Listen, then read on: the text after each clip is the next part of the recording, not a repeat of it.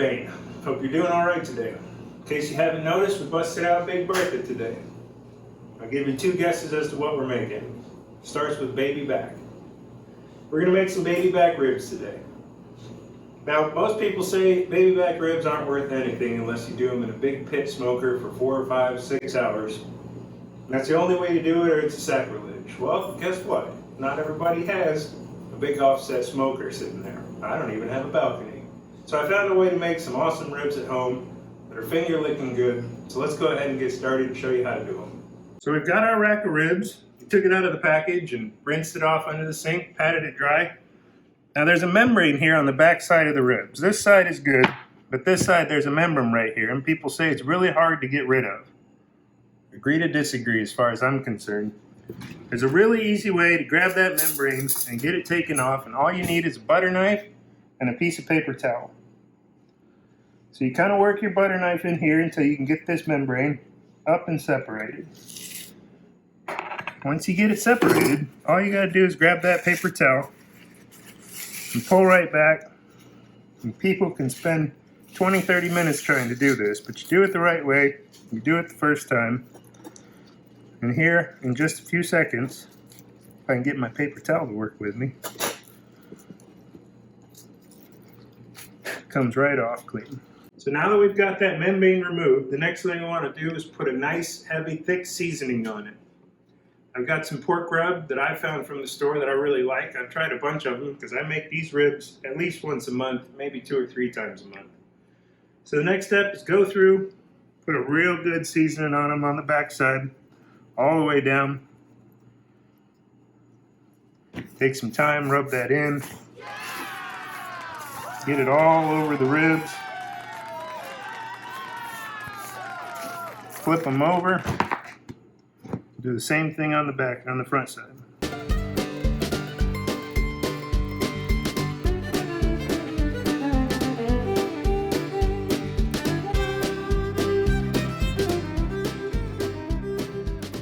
Now I know my seasoning has salt and pepper in it, so I don't need to add any more to it. This is one I really like. But I want to get it in there, make sure it's coated all the way around the ribs. And once you got it on both sides, do a double check, get anything that's left on the board. Set them back down and let these ribs sit for 5 or 10 minutes. Let that seasoning soak in, it'll pour moisture out, and the seasoning will set right in there really well. While we let these sit, I'm gonna go ahead and wash my hands. We're gonna get Big Bertha filled up and ready to go for the next step. Let's go ahead and get Big Bertha opened up. In case you didn't know, Big Bertha is one of those multi-use pressure cookers, crock pots, yogurt makers. It's got about every function in the world. I use about 2 of them, pressure cooker and crock pot. Today we're going to be using it as a pressure cooker. So I got to grab my trivet, just a silicone raised pad to sit here and put down in the bottom. And that keeps the meat from sitting in the liquid in the bottom. When you're using a pressure cooker, I've got about 1.5 cups of water here, hot water. Put it in there so it's got something to build that steam and put that pressure in. The next thing I like to add is a couple cloves of garlic. I've got 4 cloves here that I'm going to stick in my garlic roller because I don't like having to smash them and peel them. Roll those up. See what comes out. They peel up nice and easy. If you don't get them on the first try, throw them back in, give them a roll or 2. And out they come clean, ready to go. I'll take my 4 cloves of garlic and just throw them in. Doesn't matter, we're not going to use them in the end product, it's just to add some flavor. Got a little bit of liquid smoke. A lot of people give liquid smoke a hard time, but they don't have to use it. I recommend it. I got natural hickory flavor. And you want about 1/4 to 1/2 teaspoon in here. That'll kind of help simulate that barbecue flavor that you get on a real pit. The last thing I want to add is I've got a little piece of an onion here, it's left over. Just chop it up into some big chunks. It doesn't have to be anything fancy or special. Throw that in. Make sure it's all down in the liquid. Get it down in there. We're almost there. Now you can see the ribs have been sitting for about 5 or 10 minutes, and where that rub was dry and sitting on top, now it's pulled out some moisture, it's soaked on, and it's looking great. Now because my pressure cooker and my rack of ribs aren't quite on the same level, I'm going to take my rack of ribs, find my bones, and just cut them in half. So now I can take my ribs, I'll line them up on the thick side down, lay them in here, just on the trivet around the edge. Go ahead and put them in the other way. And that's it. All right, got the station cleaned up, hands washed, ribs are ready to go. This is truly one of the easiest recipes you can do at home. Prep time takes nothing. Cook time is set it and forget it. So we'll lock up the pressure cooker, make sure the release is locked. All we're gonna do is put it on manual. We're gonna adjust the pressure up to max, and then we're gonna adjust the time to 27 minutes. Hit start, set it, and forget it. Now if you want your ribs a little less tender and a little more bite on there, but still pull off the bone, you can go about 23, 24, 25 minutes. If you want them so tender that bone will pop right out, you can run them 30, 35 minutes. I run them about 27 minutes, let it get up to pressure, it'll start the timer, and then I use the natural release. We'll check back in about 27 minutes. Hey, just got back from the dog park. It's been about 27 minutes, and as you can see, Brisket over there, dying for a taste of some finger-licking ribs, aren't you, B? The ribs are ready, so we're gonna go ahead and kill the power and let this decompress, pressure down naturally instead of a quick release. And just to make sure there's still pressure under there, and if you ever want to scare the crap out of somebody when they're standing next to you not ready for it, most of these have a check valve.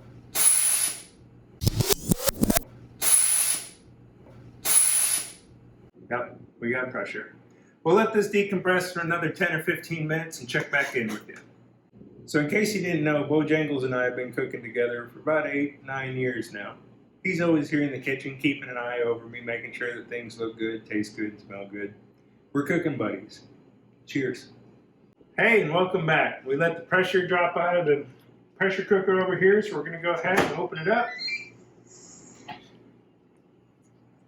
Drain it off, and you can see just how good these ribs are looking. Can't tell you how good these smell. We're gonna go ahead and pull them out carefully because they're just about ready to fall apart. We'll put them bottom side up right now.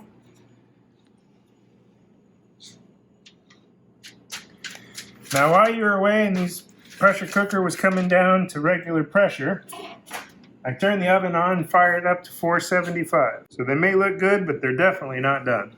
We're gonna take some of my favorite barbecue sauce, and whatever you like, you use. We're gonna go ahead and use a basting brush, get them coated up really good all the way around. Get it on there thick for this first layer because we're gonna do this a couple times. So the bottom I only do once. But once we flip them over and start doing the other side, we'll do that 2 or 3 times to really get the sauce set and a good nice layer of sauce there so they're finger licking good. We got the bottoms done. Let's grab them with some tongs because as you can see, they're steamy and hot. We'll flip them over. You see those ribs have started to separate, the bone's showing. Grab some more sauce and really start to layer this on.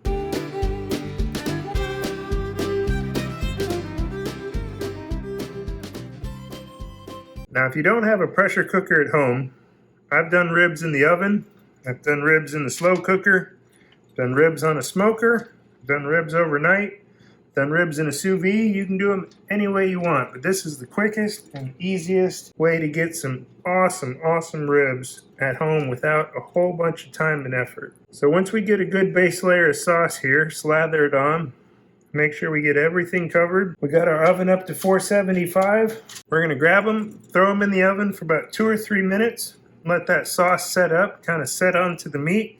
We're gonna pull them out, we're gonna do it all again. It's been about 3 minutes. You can see that sauce kind of firmed up, set up there on the ribs. We're gonna go ahead and do the whole thing again. Get a good thick layer of sauce on there so it can really soak in. And again, you can use whatever barbecue sauce you like. You can make your own, and maybe someday we'll do that on the channel. I have a couple good recipes, but whatever barbecue sauce you like, you can go ahead and buy that at the store, use it like anybody would. We'll get a good thick layer on. We'll throw them back in the oven at 475 for another 2 or 3 minutes. So we got through our second round of setting that sauce in the oven, 475. I killed the oven, pulled them out. The sauce is tightened up and really gotten good on there, so I'm going to give it one more fresh layer of good, sticky, sweet barbecue sauce. Got some good barbecue on there. These ribs look amazing. They smell incredible.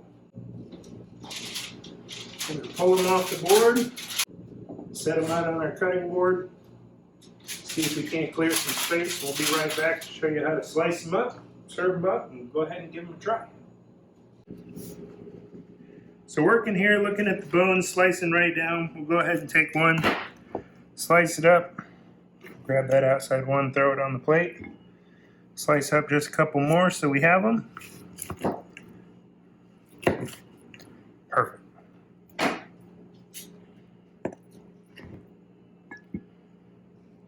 Man, these look incredible and they smell amazing. So let's go ahead and grab one, jump on in and see just how we did here with old Big Bertha.